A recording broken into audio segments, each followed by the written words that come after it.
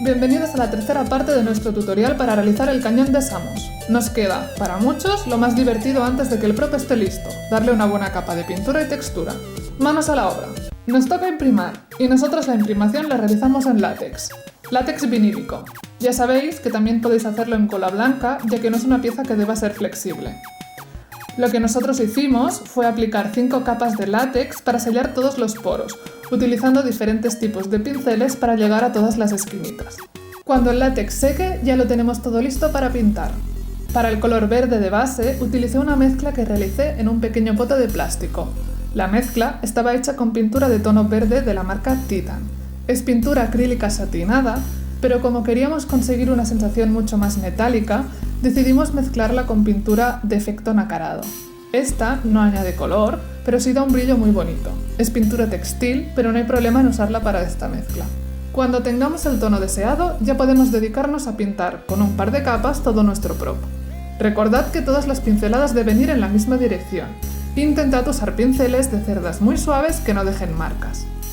Como veis en la imagen, hemos dejado sin pintar las partes que veis en amarillo, que se corresponde a la goma eva que colocamos en la base. Esto es porque estas partes corresponden a luces en el cañón y van a pintarse de otro color. Así pues, con un pincel muy finito y pintura amarilla, vamos a dar unas 3 capas a esta parte interior para tener una base donde crear un degradado e imitar el efecto luz, ya que no pusimos LEDs. Para realizar el degradado que veis en las imágenes, usamos un pincel finito y pintura roja, amarilla y naranja. Se trata de ir de color más fuerte, el rojo, al más claro, el amarillo, usando el naranja como color de transición.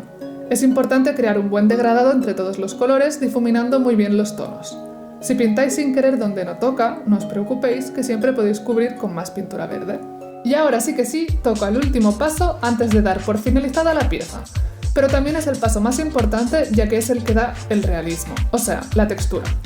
Vamos a seguir la técnica de siempre, unos pinceles de mala calidad, con las cerdas muy gruesas y con muy poca cantidad de pintura. Se trata de ir punteando siempre para aplicar la pintura y nunca arrastrar. Primero colocaremos con pintura negra todas las sombras. En nuestro caso, como la pieza está muy destrozada, decidimos colocar negro sobre todo en las zonas donde más marcamos cortes, abolladuras y otros efectos con el pirógrafo. Cuando el negro esté aplicado, vamos a usar pintura acrílica metalizada en un tono plateado, en mi caso uso la marca americana, para emular rascadas muy profundas que pueden haber hecho saltar la pintura del cañón. Además, esto dará luz a la pieza y muchísimo más realismo. Para aplicar esta pintura, más vale ser precavidos y hacerlo de forma muy sutil. Es importante hacerlo poco a poco para no irnos de la mano y que todo sea muy exagerado. Para finalizar, y de forma opcional, nosotros aplicamos un par de tonos de azul y verde por encima de todo esto. Lo que pretendíamos con estos colores es emular tonos de sangre alienígena que puedan haber salpicado a Samus durante la batalla. Y voilà, ya tenemos nuestro prop terminado. ¿Qué os ha parecido? ¿Pondríais o quitaríais algo del cañón? Bueno, de todas formas esperamos que este tutorial os haya gustado mucho y que os pueda servir un montón. Si tenéis cualquier duda, podéis dejar un comentario o enviarme un privado por Instagram o Facebook. ¡Hasta la próxima!